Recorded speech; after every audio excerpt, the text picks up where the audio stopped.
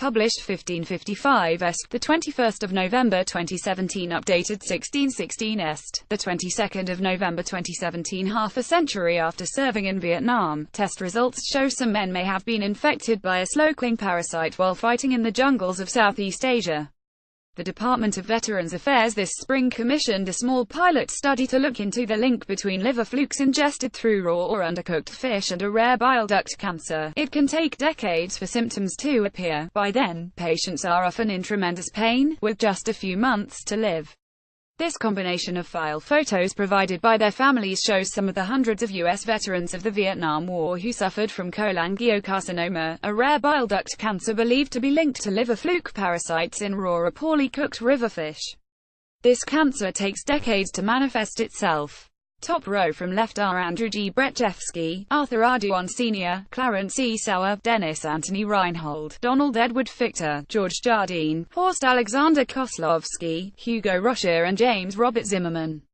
Second row from left are James Vincent Kondrek, John J. Scarhill Jr., Johnny Herold, Leonard H. Chubb, Louis A. DiPietro, Mario Petiti, Mark M. Lipman, Marvin H. Edwards and Michael Kimmons. Third row from left are Mike Brown, Paul Smith, Pete Harrison, Peter D'Antoine, Ralph E. Black, Ricardo Ortiz Jr., Richard Anthony Munoz, Robert J. Fawcett Jr. and Robert L. Boring. Fourth row from left are Robert Lee Phelps, Ronald Lee Whitman, Thomas F. Brock, Thomas M. Preserved liver fluke parasites at the Siraraj Hospital in Bangkok, Thailand. Pictured September 7, 2016. Cholangiocarcinoma is a rare bile duct cancer that the VA believes may be killing Vietnam veterans. Troops are seen above fighting during the war. It was surprising, he said, stressing the preliminary results could include false positives and that the research is ongoing. Of the 50 blood samples submitted, more than 20% came back positive or bordering positive for liver fluke antibodies, said Sung Tai Hong, the tropical medicine specialist who carried out the tests at Seoul National University in South Korea. Northport VA Medical Center spokesman Christopher Goodman confirmed the New York facility collected the samples and sent them to the lab. He would not comment on the findings, but said everyone who tested positive was notified. Jerry Wiggins, who served in Vietnam from 1968 to 1969, has already lost friends to the disease. He was among those who got the call. Disease's origins are believed to stem from ingesting raw or undercooked fish. Pictured, engineers from the 173rd Air Cavalry make their way through forest on Chu Phong Mountain, in the Ida Drang Valley, Vietnam. 1965 small pilot study commissioned by the VA found out of 50 veterans tested, 20% were positive. Seen above, troops of the 9th Division wade through swamps and rivers south of Saigon in the summer of 1969. In the Delta area he was in a state of shock, he said. I didn't think it would be me. The 69-year-old, who lives in Port Jefferson Station, New York, didn't have any symptoms when he agreed to take part in the study, but hoped his participation could help save lives. He immediately scheduled further tests, discovering he had 2 cysts on his bile duct, which had the potential to develop into the cancer, known as cholangiocarcinoma. They have since been removed and for now he is doing well. Though rarely found in Americans, the parasites infect an estimated 25 million people worldwide. Troops of the 9th Division wade through swamps and rivers south of Saigon in the summer of 1969.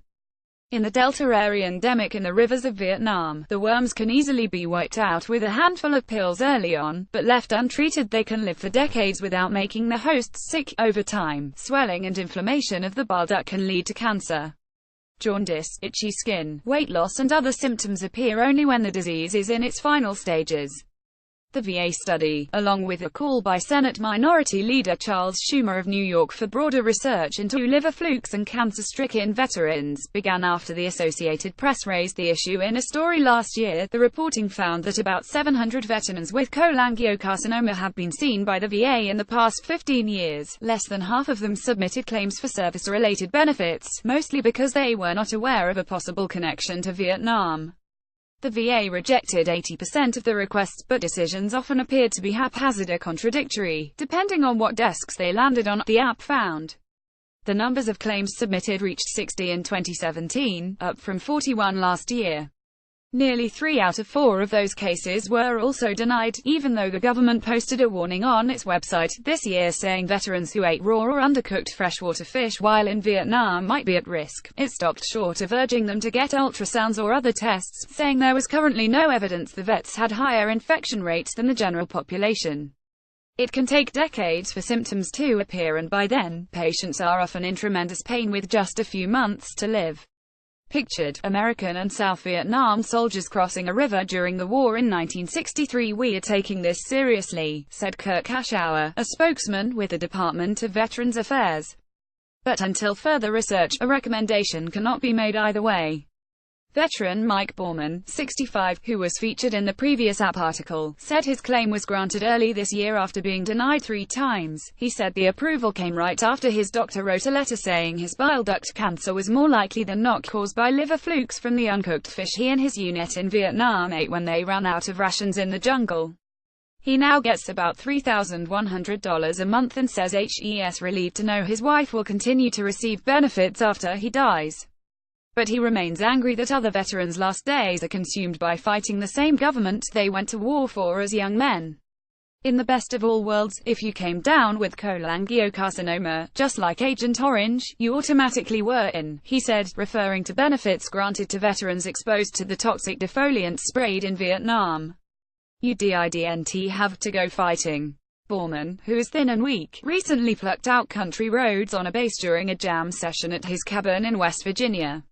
He wishes the VA would do more to raise awareness about liver flukes and to encourage Vietnam veterans to get an ultrasound that can detect inflammation. "Personally, I got what I needed, but if you look at the bigger picture with all these other veterans, they don't know what necessarily to do," he said. "None of them have even heard of it before. A lot of them give me the blank stare like, you've got what paratroopers of the 173rd Airborne Brigade keep lookout during a rest while on patrol for Viet Cong. Paratroopers in the foreground carry M16 demolition packs in this October 12, 2017 photo. Mike Borman, center, plays the bass with Sam Gibson, left, on guitar while Ryan Borman, right, looks on at a cabin in Herald, WVA.